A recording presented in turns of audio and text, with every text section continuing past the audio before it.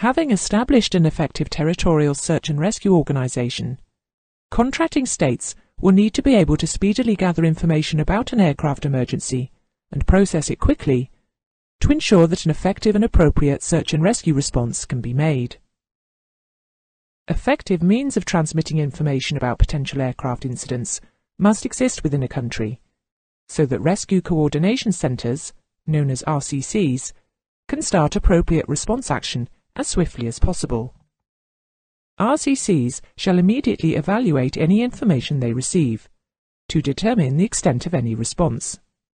If the information is obtained from sources other than an air traffic service unit, then the RCC shall determine which emergency phase the situation corresponds to, and shall start to apply the applicable procedures. During the uncertainty phase, RCCs shall cooperate with the reporting air traffic service units and any other appropriate services and agencies, in order that incoming reports may be speedily evaluated. If the situation escalates to the alert phase, then the RCC shall immediately alert the search and rescue units and initiate the operational plans.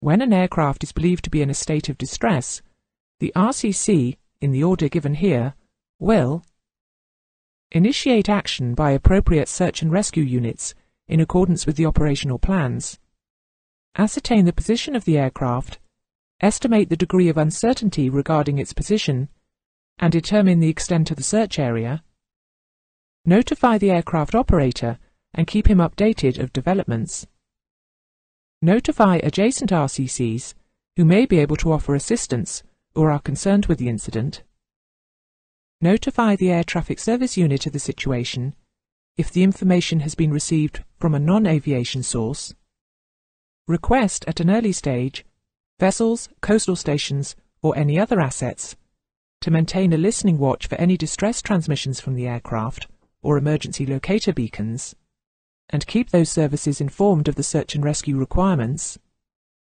assist the aircraft in distress as far as possible, from the available information plan the conduct of any search effort, and communicate that plan to the search and rescue units, notify the state of registry, notify the appropriate accident investigation departments. When a pilot in command intercepts a distress signal, message or transmission, he shall record the position of the craft in distress, if possible, take a bearing on the transmission, inform the relevant RCC or air traffic service unit of the distress transmission, at his discretion, whilst awaiting instructions, proceed to the position of the emergency call. When a pilot in command observes that another aircraft or surface vessel is in distress, he shall, unless he is unable, or given the circumstances it is unreasonable, unsafe, or unnecessary to do so, keep the aircraft in distress in sight until his presence is no longer needed. Take such action as is necessary to determine the position of the aircraft in distress.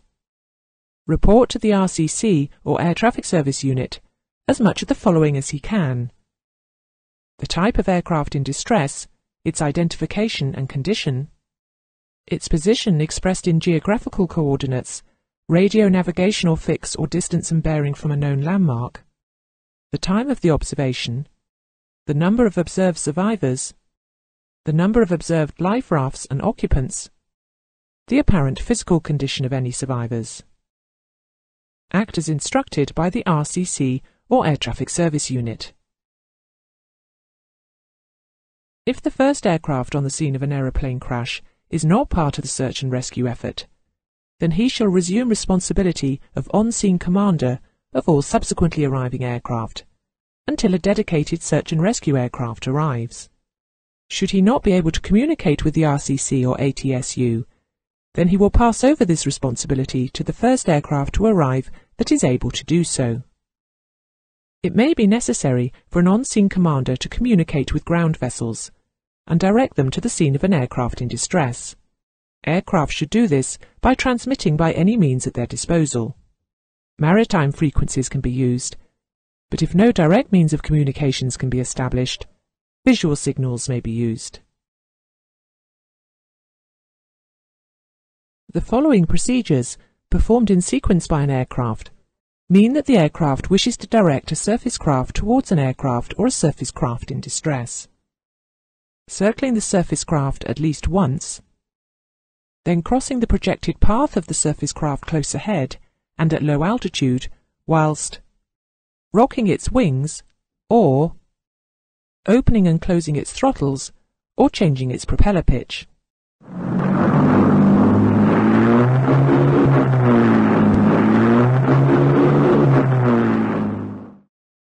Then heading in the direction in which the surface craft is to be directed.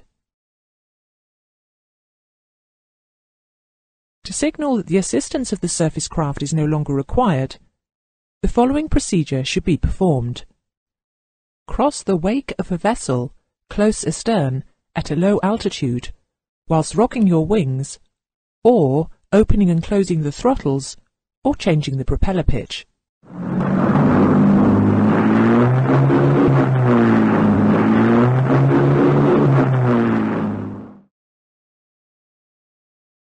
Communications with survivors on the ground is treated in the same way.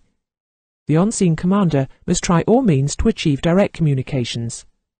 But if this is impossible, then the use of ground-to-air and air-to-ground signals are employed.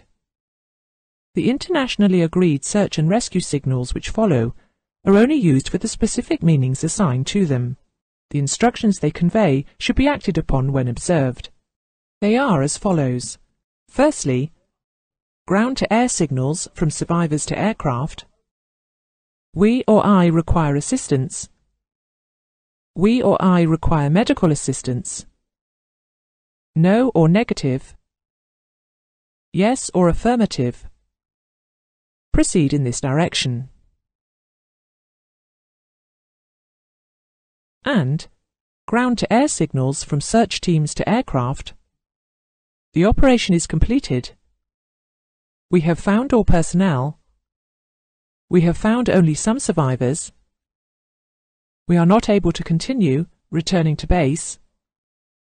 Have divided into 2 groups, each proceeding in the direction indicated. Information received that the aircraft is in this direction. And nothing found will continue the search.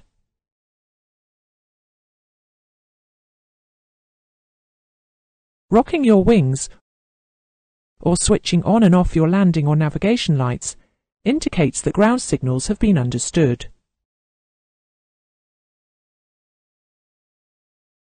Packaged up supplies can be dropped to survivors, and the content of such packages can be conveyed by the attachment of coloured streamers.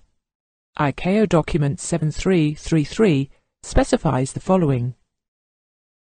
Red signifies medical and first aid supplies. Blue signifies food and water. Yellow signifies blankets and protective clothing.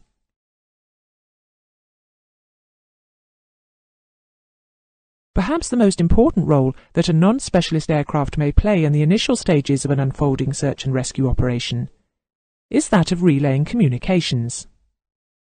Even though a non-specialist aircraft might be equipped only with a VHF radio, it can still relay messages to regional control centres and air traffic service units. The table shown here is a list of the RTF frequencies allocated to emergency and SAR communications. Dedicated SAR aircraft will carry sophisticated communication systems: VLF, MF, HF, VHF, UHF, and SATCOM. However, a civil aircraft carrying perhaps HF and VHF is still a useful communications platform and can relay messages via the RCC or Air Traffic Service Unit.